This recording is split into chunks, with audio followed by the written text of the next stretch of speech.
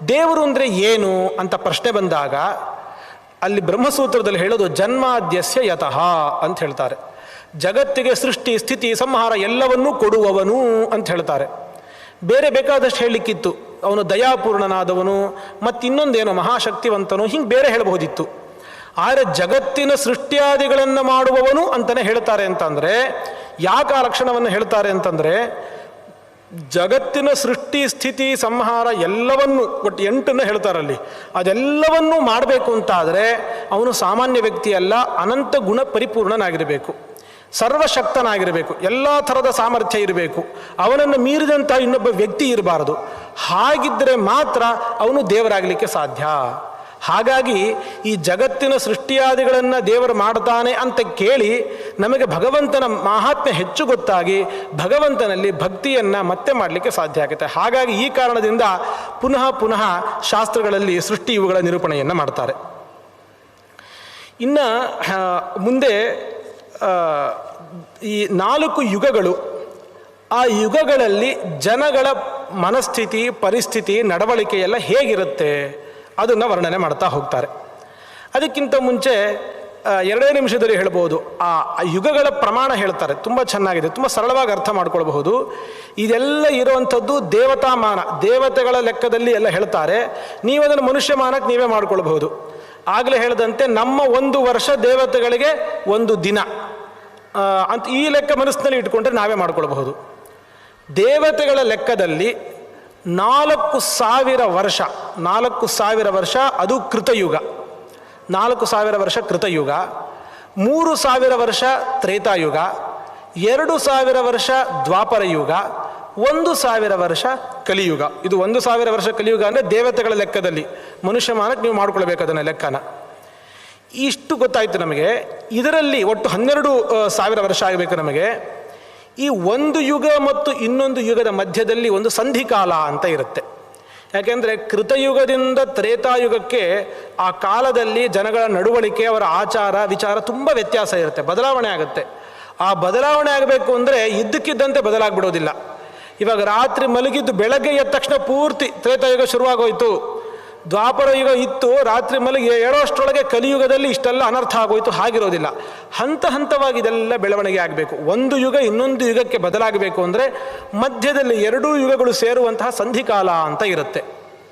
ಪ್ರತಿಯೊಂದು ಯುಗಕ್ಕೂ ಕೂಡ ಹಿಂದೆ ಒಂದು ಸಂಧಿ, ಯಾಕೆ ಹಿಂದೆ ಒಂದು ಯುಗ ಇರುತ್ತೆ.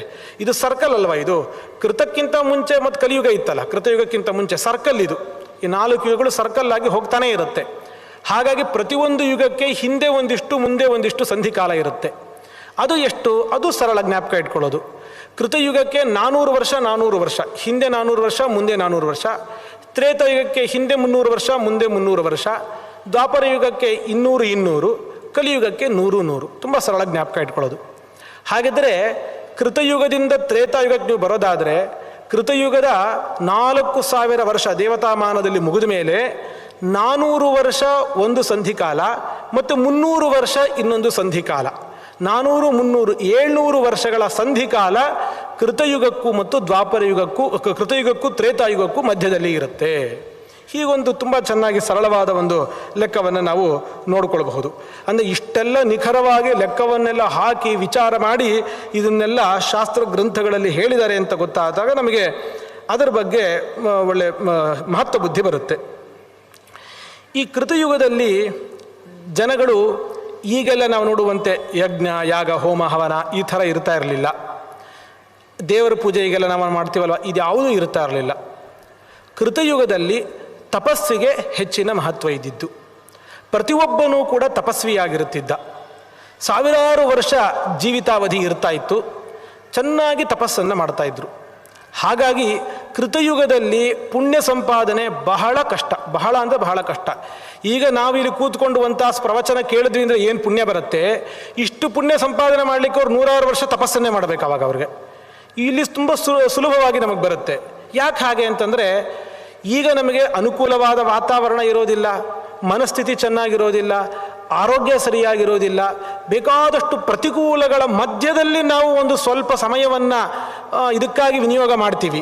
ಕಷ್ಟಗಳ ಮಧ್ಯದಲ್ಲಿ ಅದನ್ನು ಮಾಡ್ತೀವಿ. ಕಲಿಯುಗದಲ್ಲಿ ಇರುವಂಥವ್ರು. ಕೃತಯುಗದಲ್ಲಿ ಆ ಥರ ಇರೋದಿಲ್ಲ.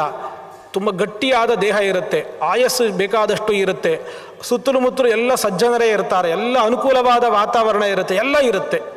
ಎಲ್ಲ ಅನುಕೂಲ ಇದ್ದು ಒಂದು ಸಣ್ಣ ಸಾಧನೆ ಮಾಡಿದ್ರೆ ಅದಕ್ಕಷ್ಟೆಲ್ಲ ಪುಣ್ಯ ಇಲ್ಲ. ಹಾಗಾಗಿ ಕೃತಯುಗದಲ್ಲಿ ತುಂಬ ಸುತ್ತಲೂ ಒಳ್ಳೆ ವಾತಾವರಣವೇ ಇರುತ್ತೆ. ಕೃತಯುಗದಲ್ಲೂ ದುಷ್ಟರು ಹುಟ್ಟಿದ್ದು ಮಾಡಿದ್ದು ಎಲ್ಲ ಇದ್ದೇ ಇದೆ, ಪುರಾಣಗಳಲ್ಲಿ ಇಲ್ಲ ಅಂತಿಲ್ಲ. ಯಾರೋ ದುಷ್ಟರು ಬರ್ತಾರೆ, ಭಗವಂತ ಅವತಾರ ಮಾಡೋದು, ಅವರನ್ನು ಸಂಹಾರ ಮಾಡೋದು, ಪುನಃ ಎಲ್ಲ ಸಜ್ಜನರಿಗೆ ನಿರ್ಭೀತಿಯಿಂದ ಇರುವಂತೆ ಮಾಡೋದು, ಇದೆಲ್ಲವೂ ಕೂಡ ನಡೆಯುತ್ತೆ. ಕೃತಯುಗದಲ್ಲಿ ಮುಖ್ಯವಾಗಿ ಇದ್ದದ್ದು ಧ್ಯಾನ. ಎಲ್ಲರೂ ಧ್ಯಾನ ಯೋಗದಲ್ಲಿ ಆಸಕ್ತರಾಗಿದ್ದಂಥವರು ಪ್ರತಿಯೊಬ್ಬರೂ ಕೂಡ. ಯಾರು ಅಧರ್ಮವನ್ನು ಮಾಡ್ತಾ ಇದ್ದಂಥವರಿಲ್ಲ, ಕಳ್ಳತನ, ಸುಳ್ಳುತನ, ಅನ್ಯಾಯ ಇಂಥದ್ದು ಯಾವುದೂ ಕೂಡ ಕೃತಯುಗದಲ್ಲಿ ಇರಲಿಲ್ಲ. ಧ್ಯಾನಕ್ಕೆ ಮಹತ್ವ ಕೃತಯುಗದಲ್ಲಿ ಇದ್ದದ್ದು. ಆ ಕೃತಯುಗದಿಂದ ಮುಂದೆ ತ್ರೇತಾಯುಗಕ್ಕೆ ಬರಬೇಕು. ತ್ರೇತಾಯುಗದಲ್ಲಿ ಯಾವ ಥರ ಇರುತ್ತೆ? ತ್ರೇತಾಯುಗದಲ್ಲೂ ಆರಂಭದಲ್ಲಿ ಚೆನ್ನಾಗೇ ಇರುತ್ತೆ. ಹೋಗ್ತಾ ಹೋಗ್ತಾ ಹೋಗ್ತಾ 3000 ವರ್ಷ ಆಗಬೇಕಲ್ಲ ತ್ರೇತಾಯುಗ ದೇವಮಾನದಲ್ಲಿ. ಆರಂಭದಲ್ಲಿ ಆಯುರ್ಮೇಧ ಬಲಂ ರೂಪಂ ಆರೋಗ್ಯಂ ಧರ್ಮಶೀಲತ ಸರ್ವಸಾಧಾರಣ ಹ್ಯೇತೆ ತ್ರೇತಾಯಂವೈ ಭವಂತ್ಯುತ. ತ್ರೇತಾಯುಗದಲ್ಲಿ ಎಲ್ಲರಿಗೂ ಆಯಸ್ಸು ಪೂರ್ಣವಾಗಿ ಎಷ್ಟು ಆಯಸ್ಸು ಇರುತ್ತೋ ಅಷ್ಟು ಬದುಕ್ತಾ ಇರ್ತಾರೆ. ಮಧ್ಯದಲ್ಲಿ ಏನೋ ಅನಾಹುತ ಆಗಿ ಸತ್ತು ಹೋಗೋದು ಈ ಥರದ್ದು ಯಾವುದೂ ಕೂಡ ಇರೋದಿಲ್ಲ. ಒಳ್ಳೆ ಮೇಧಾಶಕ್ತಿ, ನೆನಪಿನ ಶಕ್ತಿ ಇರುತ್ತೆ, ಒಳ್ಳೆ ಸುಂದರವಾಗಿ ಇರ್ತಾರೆ, ಆರೋಗ್ಯ ಇರುತ್ತೆ, ಧರ್ಮದಲ್ಲಿ ಆಸಕ್ತಿ ಇರುತ್ತೆ. ಇದೆಲ್ಲವೂ ಕೂಡ ತ್ರೇತಾಯುಗದಲ್ಲಿ ಎಲ್ಲರಿಗೂ ಕೂಡ ಇದ್ದೇ ಇರುತ್ತೆ. ಆಗ ರಾಜರು ಹೇಗಿರ್ತಾರೆ ಅಂತ ಹೇಳ್ತಾರೆ. ತ್ರೇತಾಯುಗದಲ್ಲಿ ರಾಜರು ಅಂದರೆ ಭಾರಿ ಧರ್ಮಿಷ್ಠರಾಗಿರ್ತಾರೆ. ಭಗವಂತನ ಸನ್ನಿಧಾನ ಜಾಸ್ತಿ ಇರುತ್ತಂತೆ. ತ್ರೇತಾಯುಗದ ರಾಜರಲ್ಲಿ ದೇವರ ಸನ್ನಿಧಾನ ಇರುತ್ತೆ. ನೋಡಿ, ರಾಜರನ್ನ ಸಂಸ್ಕೃತದಲ್ಲಿ ನರದೇವ ಅಂತ ಹೇಳಿ ಕರೀತಾರೆ. ಅಂದರೆ ಮನುಷ್ಯರ ದೇವತೆ, ನಮ್ಮ ಪಾಲಿನ ದೇವತೆ ಯಾರು? ರಾಜ. ಯಾಕೆ? ನಮ್ಮೆಲ್ಲರನ್ನೂ ಕೂಡ ರಕ್ಷಣೆ ಮಾಡ್ತಾನೆ. ಬ್ರಹ್ಮಹತ್ಯೆ ಅಂತ ನಾವು ಕೇಳ್ತೀವಿ ಪಾಪವನ್ನು. ಬ್ರಹ್ಮಹತ್ಯೆ ಅಂದರೆ ಬ್ರಹ್ಮಜ್ಞಾನಿಯನ್ನು ಕೊಂದರೆ ಬ್ರಹ್ಮಹತ್ಯಾ ದೋಷ ಬರುತ್ತೆ. ಆದರೆ ಬ್ರಾಹ್ಮಣಾನಾಂ 2000 ವಧತುಲ್ಯೋ ನೃಪಸ್ಥಿ, ಒಬ್ಬ ರಾಜನನ್ನು ಕೊಂದರೆ 2000 ಬ್ರಹ್ಮಹತ್ಯೆ ಮಾಡಿದ ಪಾಪ ಬರುತ್ತೆ ಅಂತ ಹೇಳ್ತಾರೆ. ಯಾಕೆ ಅಂತಂದರೆ ಎಲ್ಲರಿಗೂ ರಕ್ಷಣೆ ಕೊಡುವಂಥವನು. ಒಬ್ಬ ರಾಜನ ಹತ್ಯೆ ಆಯಿತು ಅಂತಂದರೆ, ಅರಾಜಕತೆ ಬಂತು ಅಂದರೆ ರಕ್ಷಣೆಯೇ ಇಲ್ಲ ಅಂತ ಆಗುತ್ತೆ. ಹಾಗಾಗಿ ಭಾರಿ ಒಂದು ದೊಡ್ಡ ಸ್ಥಾನವನ್ನು ರಾಜನಿಗೆ ಶಾಸ್ತ್ರದಲ್ಲಿ ಕೊಟ್ಟಿರುತ್ತೆ. ಆದರೆ ರಾಜನು ಅಂಥವನಾಗಿರಬೇಕು. ತ್ರೇತಾಯುಗದಲ್ಲಿ ಆ ರೀತಿಯಾಗಿ ಇರ್ತಾ ಇದ್ರು ಅಂತ ಹೇಳ್ತಾರೆ. ಅವರು ಎಂತಹ ಧರ್ಮಿಷ್ಠರಾಗಿದ್ದರು. ಭಗವಂತ ನಾರಾಯಣನ ಸನ್ನಿಧಾನ ಹೇಗಿತ್ತು ಅಂತಂದರೆ, ಅವರ ಪಾದಗಳಲ್ಲಿ ಚಕ್ರಮತ್ಸ್ಯೌತು ಶಂಖಪದ್ಮೌತು ಹಸ್ತಯೋಹು, ಅವರ ಕೈಗಳಲ್ಲಿ ಶಂಖ ಪದ್ಮ ಇಂತಹ ಚಿಹ್ನೆಗಳು, ಇದೆಲ್ಲ ವೈಷ್ಣವ ಚಿಹ್ನೆ. ಭಗವಂತನ ಸನ್ನಿಧಾನ ಇದೆ ಅನ್ನೋದಕ್ಕೆ ಪ್ರತೀಕ. ದೇವರ ಸನ್ನಿಧಾನ ಯಾರಲ್ಲಿ ಇರುತ್ತೋ ಅವರಲ್ಲಿ ಈ ಥರ ಚಿಹ್ನೆಗಳಿರುತ್ತೆ ಅಂತ ಹೇಳ್ತಾರೆ. ಪಾದಗಳಲ್ಲಿ ಚಕ್ರ, ಮತ್ಸ್ಯ ಇವುಗಳ ಚಿಹ್ನೆ ಇರುತ್ತೆ. ವಿಷ್ಣು ಪಾದದಲ್ಲಿ ಅದೆಲ್ಲ ಚಿಹ್ನೆ ಇರೋದು ನೀವು ನೋಡ್ಬೋದು. ಗಯಾದಲ್ಲಿ ಆ ವಿಷ್ಣು ಪಾದ ಏನಿದೆ ಅದರಲ್ಲಿ ಈ ಚಿಹ್ನೆಗಳೆಲ್ಲ ಇದೆ. ಶಂಖ ಪದ್ಮಗಳು ಕೈಯಲ್ಲಿ ಇರುತ್ತೆ. ಅಸಂಗಗತಯಸ್ತೇಷಾಂ, ಅವರು ಅಸಂಗರಾಗಿರ್ತಾರೆ. ಯಾವ ಅಭಿಮಾನ ಇಟ್ಟು ಒಬ್ಬರಲ್ಲಿ ಪಕ್ಷಪಾತ ಮಾಡೋದು ಇದು ಯಾವುದೂ ಮಾಡೋದಿಲ್ಲ. ಆಮೇಲೆ 4 ದಿಕ್ಕಿನಲ್ಲಿ ಎಲ್ಲಿ ಬೇಕೋ ಅಲ್ಲಿ ಹೋಗ್ತಾ ಇರ್ತಾರೆ. ಅಂತರಿಕ್ಷೇ ಸಮುದ್ರೇ ಚ ಪಾತಾಳೇ ಪರ್ವತೇಶು ಚ, ಪಾತಾಳ ಲೋಕ ಬೇಕಾದರೆ ಪಾತಾಳ ಲೋಕಕ್ಕೆ, ಸಮುದ್ರದಲ್ಲಿ, ಪರ್ವತದಲ್ಲಿ ತಮಗೆ ಎಲ್ಲಿ ಹೋಗಬೇಕೋ ಅಲ್ಲಿ ಹೋಗುವಷ್ಟು ಸಾಮರ್ಥ್ಯವನ್ನು ಅವರು ಪಡೆದುಕೊಂಡಿರ್ತಾರೆ ಅಂತ. ಇಜ್ಯಾದಾನಂ ತಪಸ್ಸತ್ಯಂ ತ್ರೇತಾಯಾಮ್ ಧರ್ಮ ಉಚ್ಯತೆ. ಈ ತ್ರೇತಾಯುಗದಲ್ಲಿ ಕೇವಲ ಧ್ಯಾನ ಮಾತ್ರ ಅಲ್ಲ, ಧ್ಯಾನದ ಜೊತೆಗೆ ಇನ್ನೊಂದಿಷ್ಟು ಸೇರಿಕೊಳ್ಳುತ್ತೆ. ದಾನ ಮತ್ತು ಯಜ್ಞ ಅನ್ನೋದು ಆರಂಭ ಆಗೋದು ತ್ರೇತಾಯುಗದಲ್ಲಿ. ಸತ್ಯವಚನರಾಗಿರೋದು ಇದೆಲ್ಲ ಧರ್ಮಗಳು ತ್ರೇತಾಯುಗದಲ್ಲಿ ಆರಂಭ ಆಗುತ್ತೆ. ಮತ್ತು ಪುತ್ರ ಪೌತ್ರ ಸಮಾಕೀರ್ಣ ಮ್ರಿಯಂತೆ ಚ ಕ್ರಮೇಣತು, ಮಕ್ಕಳು, ಮೊಮ್ಮಕ್ಕಳು, ಮರಿಮಕ್ಕಳು ಎಲ್ಲರನ್ನೂ ನೋಡ್ತಾರವರು. ಸಾವು ಬರೋದಾದರೆ ವಯಸ್ಸಿಗೆ ಅನುಗುಣವಾಗೇ ಬರ್ತಾ ಇರುತ್ತೆ. ದೊಡ್ಡವರಿದ್ದಾಗ ದೊಡ್ಡವ್ರ ಮುಂದೆ ಚಿಕ್ಕವರ ಮರಣ ಆಗೋದು ಇದ್ಯಾವುದೂ ಕೂಡ ತ್ರೇತಾಯುಗದಲ್ಲಿ ಅಲ್ಲಿ ಯಾವುದೂ ಕೂಡ ಆಗ್ತಾ ಇರೋದಿಲ್ಲ. ಈಗ ಮಧ್ಯದಲ್ಲಿ ಋಷಿಗಳು ಒಂದು ಪ್ರಶ್ನೆ ಮಾಡ್ತಾರೆ, ಯಜ್ಞ ತ್ರೇತಾಯುಗದಲ್ಲಿ ಆರಂಭ ಆಯಿತು ಅಂತಂದರೆ ಹೇಗೆ ಆರಂಭ ಆಯಿತು, ಏನು ಸ್ವಲ್ಪ ವಿವರಣೆ ಕೊಡಬೇಕು ಅಂತ ಕೇಳಿದ್ದಕ್ಕೆ, ತ್ರೇತಾಯುಗದಲ್ಲಿ ಯಜ್ಞವನ್ನು ಆರಂಭ ಮಾಡಿದ್ದು ದೇವತೆಗಳೇ. ಮೊದಲಿಗೆ ಇಂದ್ರಾದಿ ದೇವತೆಗಳೇ ಬಂದು ಒಂದು ಯಜ್ಞವನ್ನು ಮಾಡ್ತಾರೆ. ಅವರು ಯಜ್ಞ ಮಾಡಿ ಮಾರ್ಗದರ್ಶನ ಮಾಡಿದ ಮೇಲೆ ಪ್ರಪಂಚದಲ್ಲಿ ಎಲ್ಲರೂ ಕೂಡ ಯಜ್ಞವನ್ನು ಮಾಡಲಿಕ್ಕೆ ಶುರು ಮಾಡ್ತಾರೆ. ಆ ಯಜ್ಞದಲ್ಲಿ ಅನೇಕ ಮಹರ್ಷಿಗಳು ಕೂಡ ಭಾಗವಹಿಸಿರ್ತಾರೆ. ಆ ಯಜ್ಞ ಪ್ರಕ್ರಿಯೆಗೆ ಸಂಬಂಧಪಟ್ಟಂತಹ ಒಂದು ವಿವಾದ ಬರುತ್ತೆ. ಇದು ಹೀಗೆ ಮಾಡೋದು ಸರಿನೋ ಇಲ್ಲವೋ ಅಂತ ಋಷಿಗಳಿಗೂ ದೇವತೆಗಳಿಗೂ ಕೂಡ ಒಂದು ವಿವಾದ ಉಂಟಾಗುತ್ತೆ. ಆ ವಿವಾದ ಎಲ್ಲ ಉಂಟಾದಾಗ ಕೊನೆಗೆ ವಸು ಅನ್ನುವಂಥ ಒಬ್ಬ ದೇವತೆಯನ್ನು ಋಷಿಗಳು ಕೇಳ್ತಾರಂತೆ, ನೀನೇ ಹೇಳು, ಯಾವುದು ಸರಿ, ಅವರು ಮಾಡ್ತಾ ಇರುವಂತಹ ಈ ದೇವತೆಗಳು ಮಾಡ್ತಾ ಇರುವ ಕ್ರಮ ಸರಿಯಾಗಿದೆಯೋ ಇಲ್ವೋ ನೀ ಹೇಳು ಅಂತ ಹೇಳಿ ಆ ವಸು ಅನ್ನುವಂಥವನ್ನ ಕೇಳಿದಾಗ ಆ ವಸು ಹೇಳ್ತಾನೆ, ಇಲ್ಲ ಸರಿಯಾಗೇ ಇದೆ, ಈ ಥರ ಯಜ್ಞವನ್ನು ಇಂತಿಂಥ ಆಹುತಿಗಳನ್ನೆಲ್ಲ ಕೊಟ್ಟು ಮಾಡಬೇಕಾಗಿದೆ, ಇದೆಲ್ಲ ಸರಿಯಾಗಿದೆ ಅಂತ ಹೇಳಿ ವಿಚಾರ ಮಾಡದೆ ಹೇಳಿಬಿಡ್ತಾನೆ. ಅವನು ಈ ವಿಚಾರ ಮಾಡಬೇಕಲ್ವ, ವಿಚಾರ ಮಾಡ್ದೇನೆ ಅವನು ಹೇಳ್ಬಿಡ್ತಾನೆ. ಯಾವಾಗ ವಿಚಾರ ಮಾಡದೆ ಹೇಳ್ತಾನೋ ಆಗ ಅವರು ಶಾಪ ಕೊಡ್ತಾರೆ ಋಷಿಗಳೆಲ್ಲ. ಚೂರೂ ವಿಚಾರ ಮಾಡದೆ ನೀನು ಹೇಳ್ತಾ ಇದ್ದೆ, ಹಾಗಾಗಿ ನೀನು ಹೋಗಿ ಪಾತಾಳ ಲೋಕಕ್ಕೆ ನೀನು ಹೋಗು ಅಂತ ಹೇಳಿ ಶಾಪವನ್ನು ಕೊಡ್ತಾರೆ. ಅಲ್ಲಿ ಒಂದು ಮಾತನ್ನು ಹೇಳ್ತಾರೆ, ತಸ್ಮಾನ್ನ ವಾಚ್ಯಮೇಕೇನ ಬಹುಜ್ಞೇನ ಅಪಿ ಸಂಶಯ. ಇದು ನಮ್ಮೆಲ್ಲರಿಗೂ ಕೂಡ ಎಲ್ಲ ವಿಷಯದಲ್ಲೂ ಅಳವಡಿಸ್ಕೊಳ್ಬೇಕಾಗಿರುವಂಥ ಒಂದು ಮಾತು. ಯಾರಾದರೂ ಏನಾದರೂ ಪ್ರಶ್ನೆಯನ್ನು ಕೇಳಿದಾಗ ನಮಗೆ ಚೆನ್ನಾಗಿ ವಿಮರ್ಶೆ ಮಾಡಿದ್ದು ನಮಗೆ ಗೊತ್ತಿದ್ದನ್ನು ಹೇಳಬೇಕು. ಗೊತ್ತಿದ್ರೂ ಸುಮ್ಮನಿರಬೇಕು ಅಂತೇನಿಲ್ಲ, ಗೊತ್ತಿದ್ದನ್ನು ಹೇಳಬೇಕು. ಅಕಸ್ಮಾತ್ ನಮಗೆ ಸಂಶಯ ಇದೆ ಅಂತಾದರೆ ನಾವು ಅವಲೋಕನೆ ಮಾಡಬೇಕು. ಗೊತ್ತಿದ್ರೂ ಕೂಡ ಇನ್ನೊಂದಿಷ್ಟು ಜನದ ಹತ್ರ ವಿಚಾರ ಮಾಡಿ ವಿಮರ್ಶೆ ಮಾಡಿ ಆಮೇಲೆ ತೀರ್ಮಾನ ಹೇಳಬೇಕು.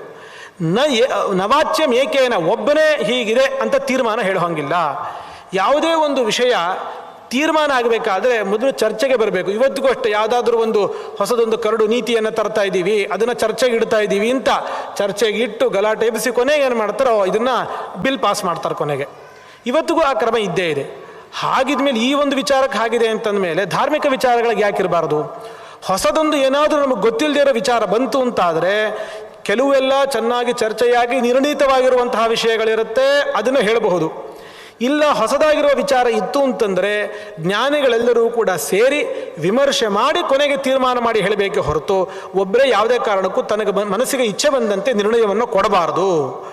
ತಸ್ಮಾನ್ನ ನಿಶ್ಚಯಾದ್ವಕ್ತು ಧರ್ಮಶಕ್ಯಸ್ತು ಕೇನಚಿತ್. ಧರ್ಮದ ವಿಚಾರದಲ್ಲಂತೂ ಧರ್ಮ ಎಷ್ಟು ಸೂಕ್ಷ್ಮ ಅಂದರೆ ಧರ್ಮ ಸೂಕ್ಷ್ಮ, ಈ ಶಬ್ದವನ್ನು ನಾವು ಯಾವಾಗಲೂ ಹೇಳ್ತಾ ಇರ್ತೀವಿ. ಇದು ಹೀಗೆ ಅಂತ ಹೇಳಲಿಕ್ಕೆ ಆಗೋದಿಲ್ಲ. ಧರ್ಮ ಬಹಳ ಸೂಕ್ಷ್ಮ. ಯಾಕೆ ಅಂದರೆ ಒಂದೊಂದು ದೇಶಕ್ಕೆ, ಒಂದೊಂದು ಪರಿಸ್ಥಿತಿಗೆ, ಒಂದೊಂದು ಕಾಲಕ್ಕೆ, ಒಬ್ಬೊಬ್ಬ ವ್ಯಕ್ತಿಗೆ ಧರ್ಮದಲ್ಲಿ ಅಲ್ಪ ಸ್ವಲ್ಪ ಬದಲಾವಣೆಗಳು ಇದ್ದೇ ಇರುತ್ತೆ. ಹಾಗಾಗಿ ಧರ್ಮ ಅನ್ನೋದು ಬಹಳ ಸೂಕ್ಷ್ಮ, ಅದನ್ನು ಯಾರಿಗೂ ಕೂಡ ಹೇಳಲಿಕ್ಕಾಗೋದಿಲ್ಲ.